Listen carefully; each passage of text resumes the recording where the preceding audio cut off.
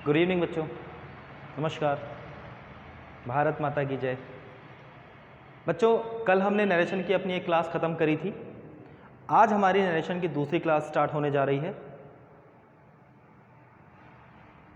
हमने कल क्या सीखा था, थोड़ा सा रिवीजन हम इस बात के लिए करेंगे।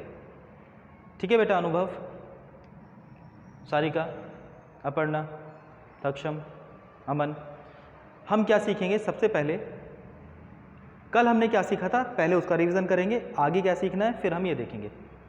चलिए, कल हमने सीखा था नरेशन क्या होता है। नरेशन क्या होता है तो आप सभी बच्चों को पता है कि नरेशन क्या होता है।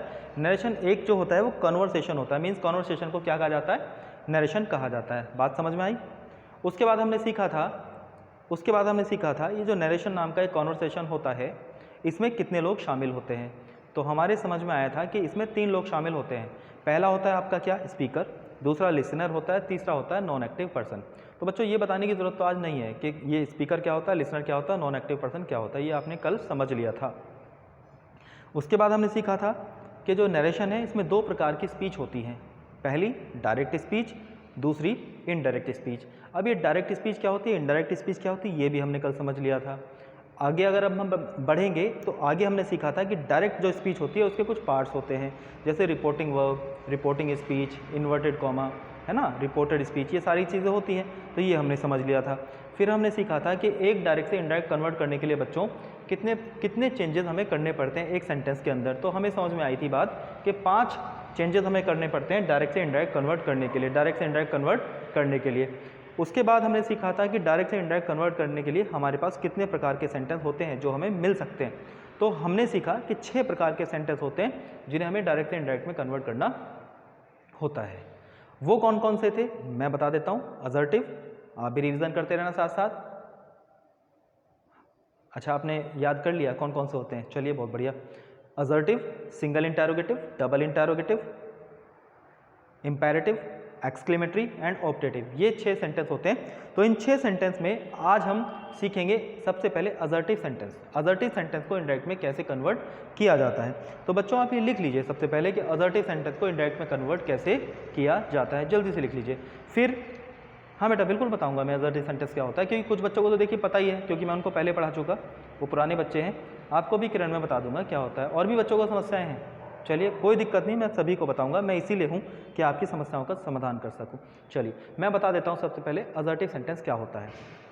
असर्टिव सेंटेंस एक ऐसा सेंटेंस होता है मेरे बच्चों जो सब्जेक्ट से स्टार्ट होता है, जिसे हम दूसरी भाषा में स्टेटमेंट भी कहते हैं।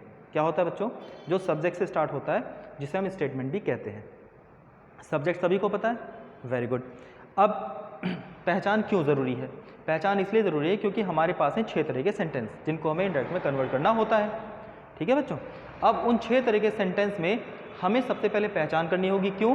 क्योंकि हर एक सेंटेंस में जो हर एक सेंटेंस हमारे सामने आएगा उसमें अलग ही कॉन्सेप्ट्स या अलग ही रूल्स, अलग अलग रूल्स को हम अप्लाई करते हैं। जैसे असर्टिव में अलग रूल्स लगते हैं, सिंगल इंटरोगेटिव में अलग रूल्स होते हैं, कॉन्सेप्ट्स होते हैं, चाहे आप उनको रूल्स कह लीजिए, कॉन्सेप्ट्स कह लीजिए, बात एक ही है। डबल इंटरोगेटिव में अलग कॉन्सेप्ट्स लगते हैं और इंपेरेटिव में अलग। तो चलिए सबसे पहले हम पहचान कर लेते हैं सेंटेंस की। बच्चों जब भी हम डायरेक्ट से इनडायरेक्ट सेंटेंस कन्वर्ट करते हैं तो सबसे पहले हम रिपोर्टेड स्पीच की तरफ देखते हैं, क्योंकि रिपोर्टेड स्पीच में जैसा भी सेंटेंस होगा वहाँ अगर असर्टिव होगा तो सेंटेंस को असर्टिव कहा जाएगा।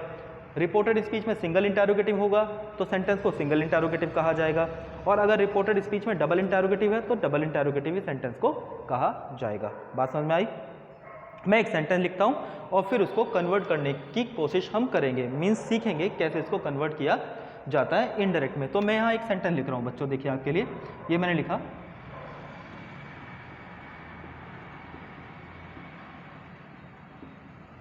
He said to me, I am not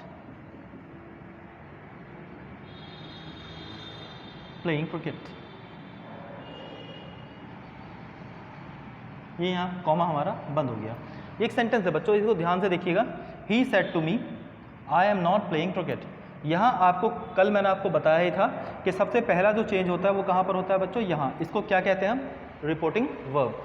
पहला चेंज कहाँ पर होगा बच्चों? रिपोर्टिंग वर्ब में होगा। तो रिपोर्टिंग वर्ब असर्टिव सेंटेंस है, चूंकि ये देखिए हम देख लेते हैं, ये रिपोर्टेड स्पीच है, सब्जेक्ट से स्टार्ट हुआ है, हो गया ना। तो ये सेंटेंस कैसा? असर्टिव है। बात क्लियर हुई? चलिए आगे बढ़ते हैं। सबसे पहला चेंज हमारा कहाँ पर होगा बच्चों? इस रिपोर्टिंग वर्ब में। पहला चेंज कहाँ पर होगा? रिपोर्टिंग वर्ब में। तो बच्चों मैं आपसे एक सवाल करता हूँ, असर्टिव सेंटेंस में रिपोर्टिंग वर्ब को बदलने की कंडीशन क्या होती है? समझिए मेरा क्वेश्चन। असर्टिव सेंटेंस में रिपोर्टिंग वर्ब को कैसे बदला जाता है ये आपको बताना है, क्योंकि आप पहले भी कर चुके होंगे नरेशन को, क्योंकि देखिए 12th में, 10th में, 11th में और बाद में कॉम्पिटिशन में भी कहीं ना कहीं हम पढ़ते ही रहते हैं। अगर आपने पहले कहीं भी कर रखे होंगे तो आप मुझे बताइए कि असर्टिव सेंटेंस में रिपोर्टिंग वर्ब को कैसे बदला जाता है। देखिए ऋषभ बता रहा है कि सर इसमें सैड को सैड और सैड टू को टोल्ड कर दिया जाता है। और भी बच्चे सहमत हैं इससे? देखिए कपिल भी कह रहा है हाँ सर सैड को सैड और सैड टू को टोल्ड कर देते हैं। ऋषिका भी, इशिका भी कह रही है कि सर सैड को सैड और सैड टू को टोल्ड कर देंगे। देखिए इन बच्चों के अनुसार और भी बच्चे अपना हाथ रेज कर रहे हैं और उनका यही करते हैं, सैड को सैड सैड टू को टोल्ड। चलिए मैं लिख देता हूँ, ये आपके अनुसार है। यहाँ पर मैं लिखा सैड को सैड, जो कि आप बता रहे हैं बच्चों, सैड को हम क्या कर देंगे? सैड। मीन्स अगर हमें सैड यहाँ मिल जाएगा तो उसको सैड ही लिखेंगे, उसमें कोई चेंज नहीं होगा। अगर यहाँ लिखा है सैड टू तो इसको हम चेंज कर देंगे क्या में? टोल्ड में। ये आप बता रहे हो, ये बता रहे हो ना बच्चों? तो इस हिसाब से अगर यहाँ से मिलेगा, ये फर्स्ट फॉर्म होती है तो ये क्या हो जाएगा? से ही रहेगा, है ना। और अगर से टू मिल जाता है तो आपके अनुसार ये क्या हो जाएगा? टेल हो जाएगा। लेकिन बच्चों ये मेरे अनुसार नहीं होगा। मैं आपको बताऊं असर्टिव सेंटेंस में इस तरह का कोई कॉन्सेप्ट नहीं होता। आपको बात समझ में आएगी, अभी मैं आपको समझाऊंगा कि इस तरह का कोई कॉन्सेप्ट नहीं होता। मैं क्यों कह रहा हूँ? अधिकतर बच्चों को ये रटा दिया जाता है मेरे बच्चों कि सैड को सैड रखो और सैड टू को टोल्ड कर दो। क्यों? क्योंकि उनको समझाना ना पड़े। वो इतने आराम पसंद लोग होते हैं कि वो ये चाहते ही नहीं कि बच्चों को हम समझाएं, बस बच्चों को हम रटा दें और बच्चा कह दे कि हाँ मुझे समझ में आ गया, बस इतना उनका काम होता है। लेकिन हमारे यहाँ ऐसा नहीं होता। हमारे यहाँ सही चीज़ बताई जाती है, चाहे उसको समझाने में हमें 3 बार बताना पड़े या 4 बार बताना पड़े। जब तक आप सही चीज़ नहीं समझोगे तब तक हम आपको छोड़ेंगे नहीं, और ऐसे भी नहीं टालेंगे सैड को सैड और सैड टू को टोल्ड। अब देखिए बच्चों होता क्या है, जैसे कि आपने ये बताया तो इसी हिसाब से मैंने आपको एक सेंटेंस लिख के दिया बोर्ड पर। मैं एक सेंटेंस लिखता हूँ, आप मुझे उसका आंसर बताना। जैसे मैंने लिखा he said, comma inverted comma. Rahul ये लिख देता हूँ मैं sentence, I am not playing cricket. ये हो गया आपका सेंटेंस। अब इस सेंटेंस को आपको चेंज करना है कि कैसे इनडायरेक्ट में चेंज किया जाएगा। देखिए बच्चों अगर हम पहला सेंटेंस चेंज करें तो आपके अनुसार सेड टू लिखा है तो हम इसको क्या कर देंगे? ये सुमित के अनुसार कर रहे हैं हम, ये हो जाएगा टोल्ड। ये हमने क्या कर दिया? टोल्ड कर दिया। और यहाँ पर मी लिख दिया, ठीक है, ये आपके अनुसार किया। लेकिन यहाँ पर क्या करेंगे बच्चों? अगर आपने बताया सैड को सैड रखें तो मैं यहाँ पर क्या कर दूंगा? सैड को सैड रख दूंगा। तो ये क्या सेंटेंस सही हो जाएगा? सही हो जाएगा। देखो अमन कह रहा है नहीं सर ये सेंटेंस गलत है, इसका जो आंसर होगा वो होगा क्या होगा बच्चे? टोल्ड हो जाएगा ये। तो अमन ने कहा सर ये टोल्ड हो जाएगा और ये राहुल वापस यहाँ पर आ जाएगा। वेरी गुड, ये होता है। देखिए बात को समझना। अब इसका क्या मतलब हुआ? इसका मतलब बच्चों ये हुआ, मैं आपको समझा देता हूँ। अच्छा यहाँ पर सेड टू लिखा क्या? नहीं लिखा ना, तो फिर हमने इसको टोल्ड बदला। यहाँ पर सेड टू लिखा है, हमने टोल्ड बदला। तो इसका मतलब ये तो नहीं है ना, सेड को सेड रखो सैड टू को टोल्ड कर दो, ये तो कॉन्सेप्ट मेरी समझ से परे है। और अब आपको भी समझ में आ रहा होगा कि हाँ सर यहाँ तो सैड लिखा, हमने जब भी इसको टोल्ड बदल दिया, तो फिर क्या चक्कर हुआ ये? देखिए बच्चों मैं आपको समझा देता हूँ क्या मतलब होता है इस बात का। इस बात का मतलब होता है जब रिपोर्टिंग वर्ब, आप ध्यान से सुनना, ये हमारी क्या है? Reporting verb. मैं इसको साफ कर देता हूँ थोड़ा सा, आपको और अच्छा समझ में आएगा। ये हटा दिया मैंने, है ना, ये भी हटा देता हूँ। अब मैं एक साफ सा सेंटेंस सुंदर सा नीचे लिखता हूँ, जगह होनी चाहिए ना सेंटेंस के लिए, फिर मैं आपको समझाऊंगा। ये लिखा he said, comma inverted comma, Ravi you should support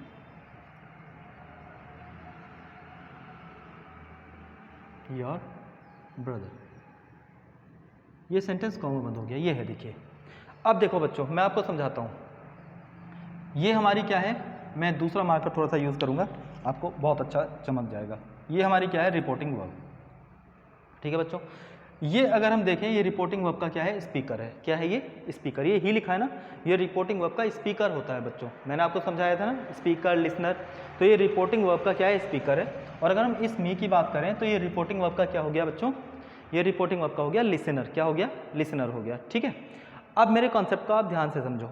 जब रिपोर्टिंग वर्ब अपने साथ लिसनर लाती है, जब रिपोर्टिंग वर्ब अपने साथ लिसनर लाती है तो उस रिपोर्टिंग वर्ब को टेल या टोल्ड में बदला जाता है। अगर यहाँ से लिखा है और उसके साथ में लिसनर भी है तो टेल बदलेंगे, सेड लिखा है उसके साथ लिसनर भी है तो टोल्ड बदलेंगे। अब देखो बच्चों, यहाँ पर इसके साथ में लिसनर है, यहाँ पर इसके साथ में लिसनर है, तो यहाँ पर हमने इसको चुपचाप टोल्ड में बदल दिया। और इस टू की कहानी अभी हम समझेंगे, ये टू आएगा या नहीं आएगा, यहाँ पर लिखा जाएगा या नहीं लिखा जाएगा। इस टू की कहानी भी समझनी ज़रूरी है क्योंकि इस टू में भी कुछ राज छुपा है और उसी से ही हमारा एग्ज़ाम हमें क्वेश्चन देता है। बात है ना समझ में? हमें जो एग्ज़ाम है वो यहीं से कंफ्यूज करने की कोशिश करता है, तो इसको भी हम बड़ी बारीकी से अभी समझेंगे। बच्चों देखो, पढ़ाना बहुत बड़ी चीज़ नहीं है, लेकिन अच्छा पढ़ाना, सही पढ़ाना, बच्चों को एक एक बात खोल के बताना, समझाना, बाल की खाल निकालना, ये बड़ी बात होती है। वैसे तो मैं सेड और सेड टू को टोल्ड और सेड को सेड, जो भी आप बता रहे थे या जो भी टीचर सिखाते हैं वो मैं 2 मिनट में आपको समझाता और आपको समझ में आ जाता है, लेकिन इस बात को आप समझने की कोशिश करो। यहाँ ये क्या है बच्चों? Reporting verb. इस रिपोर्टिंग वर्ब का जो स्पीकर है वो ये रहा और लिसनर जो है वो ये रहा। देखो, ये यहाँ पर इस रिपोर्टिंग वर्ब का लिसनर यहाँ ना देके इन्होंने आपके यहाँ दिया। बच्चों ये आपको कॉमा दिखाई दे रहा है, ये मैं और इसको डार्क कर देता हूँ, ये कॉमा दिखा। अब देखो, एक ये रवि, एक ये यू, दोनों सब्जेक्ट तो नहीं हो सकते ना, तो इसका मतलब ये हुआ कि इस रिपोर्टिंग वर्ब का क्या है? लिसनर है। क्या है? लिसनर, जो कि हमें रिपोर्टेड स्पीच की तरफ दिया गया है। जब रिपोर्टिंग वर्ब का लिसनर रिपोर्टेड स्पीच की तरफ देते हैं तो इसको हम वोकेटिव केस कहते हैं। तो इसका मतलब मैं आपको क्या बता रहा हूँ? मैं आपको ये बता रहा हूँ जब रिपोर्टिंग वर्ब का लिसनर वोकेटिव केस में दिया गया हो, मीन्स रिपोर्टेड स्पीच की तरफ दिया गया हो, है ना, तो भी हम इसको चेंज करते हैं। मतलब ये है कि रिपोर्टिंग वर्ब अपने साथ लिसनर लाई है या नहीं लाई है, चाहे उसका लिसनर यहाँ पर हो, चाहे उसका ये जो दे रखा है, चाहे उसका लिसनर इधर हो, रिपोर्टेड स्पीच की तरफ हो, जिसे हम वोकेटिव केस कह रहे हैं, तो भी हम इसको चेंज करते हैं। तो अब बच्चों आपको क्या बात समझ में आई? अब आपको ये बात समझ में आई। अब देखिए रवि वापस यहीं पे आ गया, जैसे कि अमन ने बताया था। ठीक है, अब देखिए ये बात समझ में आई आपको? जब रिपोर्टिंग वर्ब अपने साथ क्या लाती है बच्चों? लिसनर लाती है, तब उसे टेल या टोल्ड में बदला जाता है। अगर वो लिसनर नहीं लाती है तो उसको नहीं बदला जाता। ये कोई भी कॉन्सेप्ट नहीं होता कि सेड को साइड रखो और सेड टू को टोल्ड कर दो। अगर आप ऐसा करोगे तो यहाँ गलती कर दोगे, पछताओगे।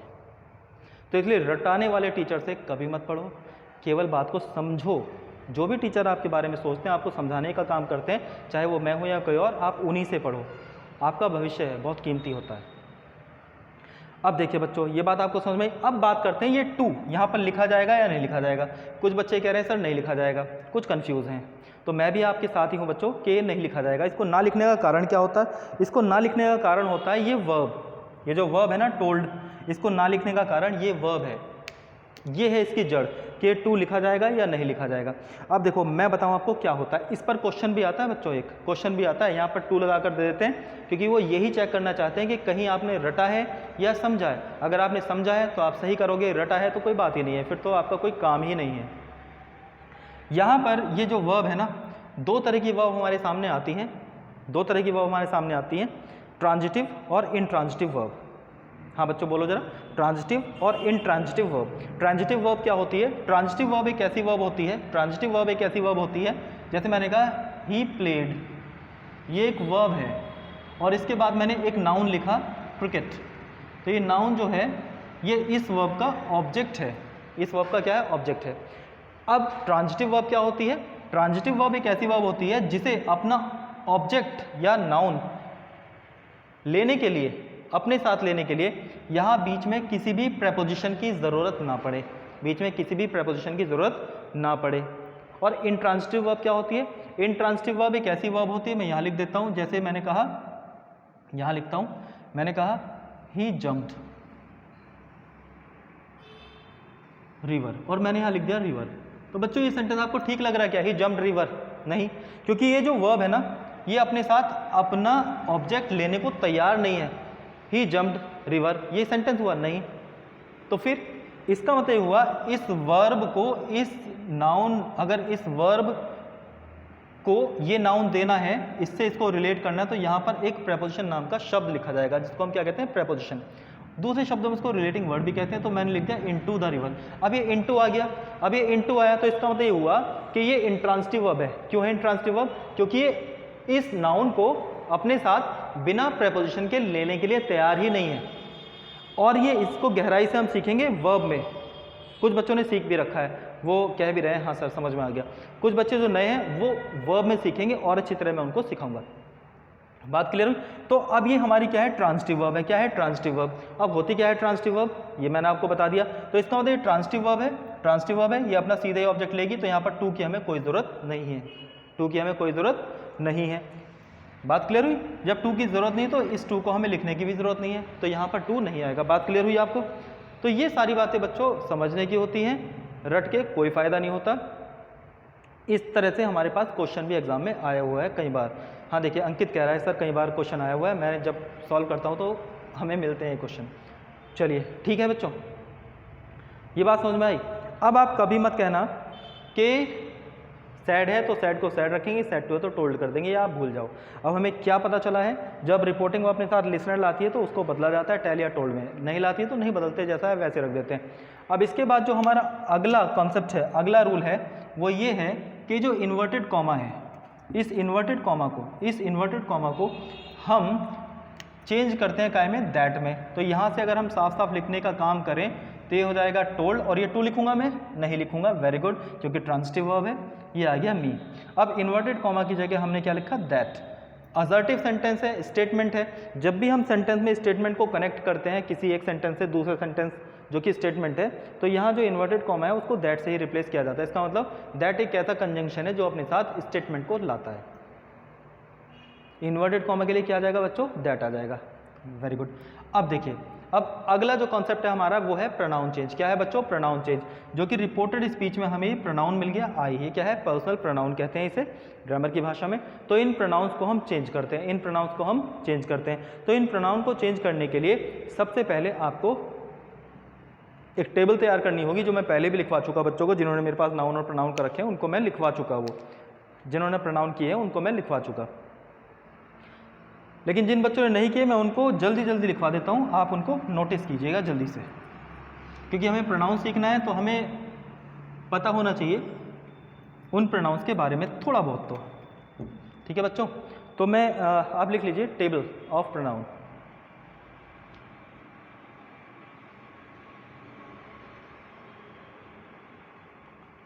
चलिए बच्चों मैं लिख देता हूँ। सबसे पहले आपको यहाँ क्या लिखना है, ऊपर सबसे पहले आपको लिखना है यहाँ पर सब्जेक्टिव केस।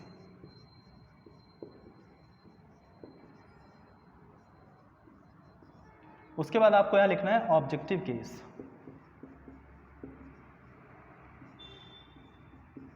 उसके बाद आपको लिखना है पजेसिव केस, और इसको हम पजेसिव एडजेक्टिव भी कहते हैं। क्यों कहते हैं ये आपको प्रोनाउन में बताया गया था। अब इसके बाद हम लिखेंगे पजेसिव, ये पी जो है यहाँ पजेसिव है, पजेसिव प्लस नाउन। इस वाले केस में पजेसिव के साथ साथ नाउन भी इंक्लूड होता है। ठीक है बच्चों, अब चलिए हमने लिखा, अब मैं इसके साथ लिखता हूँ। देखिए सबसे पहले मैंने लिखा आई। क्या लिखा बच्चों मैंने, आई। क्या लिखा मैंने, आई। अब आई का ऑब्जेक्टिव केस क्या होता है बच्चों, मी होता है। आई का ऑब्जेक्टिव केस क्या होता है, मी होता है। अगर हम बात करें पजेसिव की, पजेसिव क्या होगा, माई होगा। पजेसिव क्या होगा बच्चों, माई हो जाएगा। और अगर हम बात करें आगे तो ये क्या हो जाएगा, माइन। आपने लिखा हुआ तो कई बार देखा ही होगा ये। ठीक है, ऐसी अगर हम बात करें, अब हमारे सामने आता है वी। तो वी का ऑब्जेक्टिव क्या होता है, अस। और यहाँ क्या हो जाएगा, आवर। यहाँ क्या हो जाएगा, आवर्स। देखिए कुछ बच्चे बता भी रहे हैं अपने आप, क्योंकि उन्होंने कर रखा है। नोटिस कर लीजिएगा साथ साथ, कोई ऐसी बात है नहीं इसमें कि आपको रुकना पड़े। यहाँ अगर हम बात करें यू आता है हमारे पास, तो यू का ऑब्जेक्टिव क्या होता है, यू होता है। पॉजिटिव क्या हो जाएगा इसका, योर हो जाएगा। और यहाँ पर क्या हो जाएगा, योर्स। ठीक है बच्चों, एक बच्चा कह रहा है सर आप बिल्कुल नहीं रुकते, पूरा घंटा पढ़ाते ही रहते हैं। बेटा आप हमें समय देते हो अपना, आपका समय बहुत कीमती है। तो हम आपका समय ख़राब नहीं कर सकते दूसरे टीचर की तरह जो जोक सुनाते रहते हैं, बच्चों को हंसाते रहते हैं। यहाँ हमारा काम बच्चे आपको हंसाना नहीं है, आपको पढ़ाना है। तो मैं नहीं चाहूँगा कि आपका एक भी सेकंड हमारी वजह से ख़राब हो, है ना। आप पढ़ लीजिए। वैसे ऐसी कोई बात नहीं है, आप प्यारे बच्चे हैं, मैं आपको पढ़ाता हुआ बहुत ज़्यादा खुश होता हूँ। अंदर से ही मेरे अंदर एक अलग सा ही उत्साह होता है, प्रसन्नता अंदर होती है, बाहर नहीं होती है। हमें आपको हंसाना थोड़ी है, ये क्लास कोई इसलिए थोड़ी है, कोई लाफ्टर चैलेंज थोड़ी चल रहा है। हमें तो पढ़ाना है ना, और आपकी एक एक मिनट जो है कीमती, एक एक सेकंड कीमती है। चलिए पढ़ लेते हैं। अब यहाँ पर देखिए, अब हमारा क्या आएगा, ही। तो ही का क्या होता है, हिम, और ये पॉजिटिव क्या हो जाएगा, हिज, और यहाँ क्या हो जाएगा, हिज। ठीक है बच्चों, ठीक है बेटा। आगे देखिए, अगर हम शी लिखें, शी, तो शी का क्या हो जाएगा, हर। यहाँ पर क्या आ जाएगा, हर। यहाँ क्या हो जाएगा, हर्स। ठीक है बेटा। अब इसके बाद क्या आ जाएगा आपका, इट। तो इट का क्या हो जाएगा, इट। ये हो जाएगा इट्स, और ये भी हो जाएगा इट्स। क्लियर चल रहा मामला। यहाँ पर आ जाएगा आपका दे, ये हो जाएगा आपका देम, ये हो जाएगा आपका दियर, और ये बच्चा हो जाएगा आपका दियर्स। ये हो जाएगा बेटा। इसमें थोड़ी सी बात आपको समझनी है, वो मैं आपको समझा देता हूँ। देखिए यहाँ पर जो आई और वी आपको चमक रहे हैं मेरे बच्चों, आई और वी जो चमक रहे हैं बेटा, इनको हम कहते हैं स्पीकर। क्या कहते हैं, आई और वी जो होता है ना हमेशा मेरे बच्चों, वो हमेशा स्पीकर होता है। क्या होता है, स्पीकर होता है। क्या होता है, स्पीकर। बात क्लियर है। अब इस स्पीकर को हम एक और नाम से जानते हैं, जिनको हम कहते हैं फर्स्ट पर्सन के प्रोनाउन। क्या कहते हैं बेटा, फर्स्ट पर्सन के प्रोनाउन। क्या कहते हैं बच्चों, फर्स्ट पर्सन के प्रोनाउन। हाँ, आप टेबल बना लीजिए। मैं यही कह रहा था, साथ साथ आप बना के चले ना, तो आपका समय बच जाएगा, क्योंकि इसमें कुछ ऐसा समझाने के लिए नहीं था। समझाने के लिए जो था इसमें, वो मैं प्रोनाउन में समझा चुका था। और जिन बच्चों ने प्रोनाउन नहीं करे हैं मेरे साथ, तो वो प्रोनाउन करेंगे तो मैं उनको समझाऊंगा ही। तो इसमें आपको चिंता करने की ज़रूरत नहीं है, आपकी चिंता हम करेंगे, आपको केवल पढ़ाई करनी है।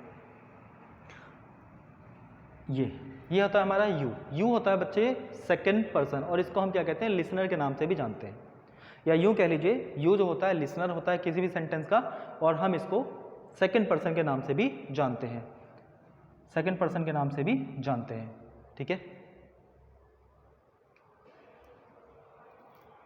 बेटा हमारा काम ही होता है, आप जितनी बार भी पूछोगे मैं आपको बताऊंगा। यूट्यूब पे अगर आप पढ़ रहे हैं तो इसका मतलब ये नहीं कि मैं आपको बताऊंगा नहीं, आपको तो मैं बताऊंगा ही। अब ये चीज़ें जो आती हैं बेटा, ही, शी, और ये आपका इट हो गया और दे हो गया, ये आते हैं हमारे नॉन एक्टिव पर्सन, जिनको मैंने आपको समझाया था ना, नॉन एक्टिव पर्सन होता है। तो ये चीज़ हमारी क्या है, नॉन एक्टिव पर्सन है। अब ये नॉन एक्टिव पर्सन को ही हम थर्ड पर्सन के नाम से जानते हैं। नॉन एक्टिव को ही हम किस नाम से जानते हैं, थर्ड पर्सन के नाम से भी जानते हैं। क्लियर हुई बात, लिख लीजिए। फिर हम इनको हटा के प्रोनाउन चेंज कैसे करते हैं ये सीखेंगे।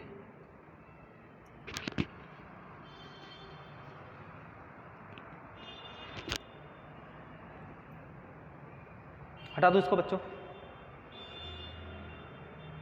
रुक जाओ अभी। चलिए आप आराम से लिख लीजिए।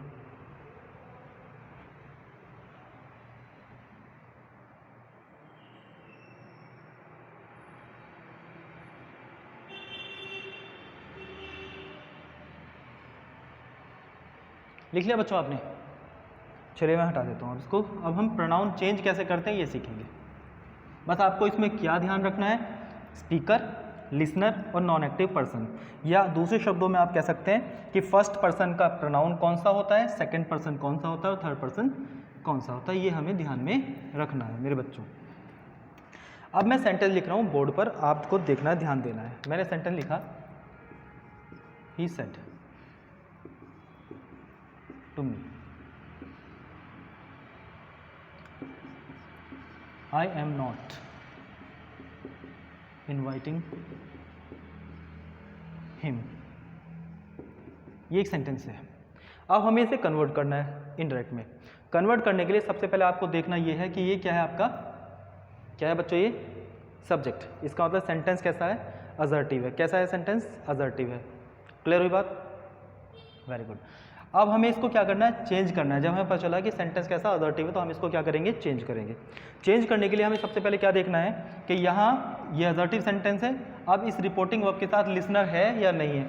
अगर ये लिसनर है तो बच्चों हम इसको टोल्ड कर ही देंगे, ये टू खत्म हो ही जाएगा, आपने सारी बातें समझी हैं। इन्वर्टेड कॉमा को दैट से रिप्लेस कर ही देंगे। अब ये क्या है, आई। देखिए बच्चों, मैंने आपको बताया था कि ये रिपोर्टिंग वर्ब है, और ये जो है ना शब्द, ये ही जो लिखा है रिपोर्टिंग वर्ब का स्पीकर है, और ये जो लिखा है मी, ये रिपोर्टिंग वर्ब का लिसनर है। बात क्लियर हुई। दूसरी बात मैंने आपको बताई थी, जो आई होता है ना, आई किसी भी सब्जेक्ट में, वो हमेशा क्या होता है, स्पीकर होता है। यू क्या होता है, लिसनर होता है। बाकी सभी क्या होते हैं, नॉन एक्टिव पर्सन होते हैं। अगर ये हमारा आई मिला है तो क्या हुआ, स्पीकर हुआ। अब जब ये स्पीकर है तो हम इस स्पीकर को सेंटेंस के स्पीकर से ही चेंज करेंगे, सेंटेंस के स्पीकर से ही चेंज करेंगे। तो ये सेंटेंस का स्पीकर क्या ही है, तो यहाँ पर हम क्या लिख देंगे, ही लिख देंगे। क्लियर हुआ बच्चों ये। चलिए अब यहाँ पर वर्ब चेंज करना तो आपको अभी मैंने नहीं बताया, तो मैं ही चेंज कर देता हूँ।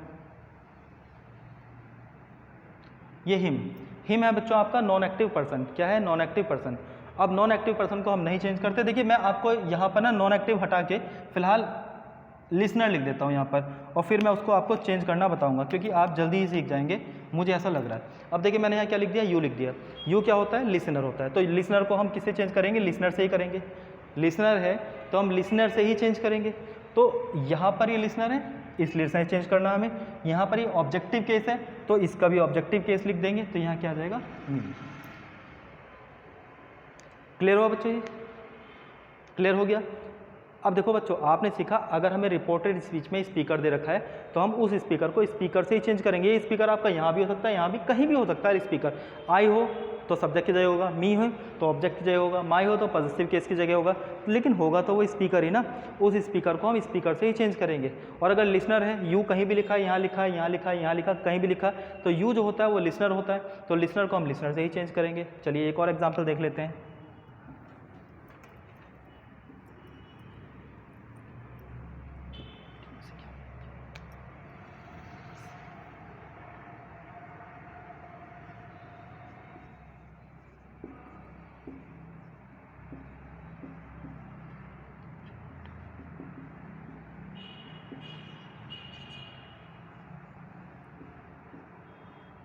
ये बच्चों सेंटेंस लिखा हुआ है, चलिए इसको चेंज करते हैं। यहाँ पर हमने देखा ये सेंटेंस असर्टिव है तो चेंज कर ही देंगे। ये टोल्ड हो गया बच्चों, टू तो हटा ही देंगे, आपको समझ में सारी बात आई गई है। दैट लिख दिया हमने। ये यू, लिसनर, यू क्या होता है, लिसनर, तो लिसनर को हम लिसनर से चेंज करेंगे। इसका मतलब यहाँ पर क्या आ जाएगा, आई। ये आई क्यों है, क्योंकि सब्जेक्टिव केस है, वर्ब से पहले लिखा सब्जेक्टिव केस है, इसलिए इसका भी क्या आएगा, subjective case. Got it, very good. अब आगे बढ़ जाएंगे। वर्ब चेंज करना हमें अभी सीखा नहीं है, तो मैं आपको ये बाद में बताऊंगा ही। मी क्या है बच्चों, मी क्या है, स्पीकर। तो इस स्पीकर को हम स्पीकर से ही चेंज करेंगे, स्पीकर को स्पीकर ही चेंज करेंगे। अब यहाँ पर इसका ऑब्जेक्टिव केस ही आना है, क्योंकि ये ऑब्जेक्टिव केस है, तो इसलिए इसका भी क्या आ जाएगा, ऑब्जेक्टिव केस आ जाएगा। ये आ गया हिम, फुल स्टॉप आ जाएगा। फिर बात क्लियर है बच्चों ये। तो ये था आपका क्या, प्रोनाउन चेंज। एक और एग्जाम्पल मैं आपको बताता हूँ। एक और एग्जाम्पल मैं आपको बता रहा हूँ, नॉन एक्टिव पर्सन। मान लीजिए हमारा नॉन एक्टिव पर्सन लिखा है, तो नॉन एक्टिव पर्सन को हम नहीं बदलते, जैसा लिखा है वैसा ही उसको छोड़ देते हैं। जैसे सेंटेंस फिर मैं लिखता हूँ,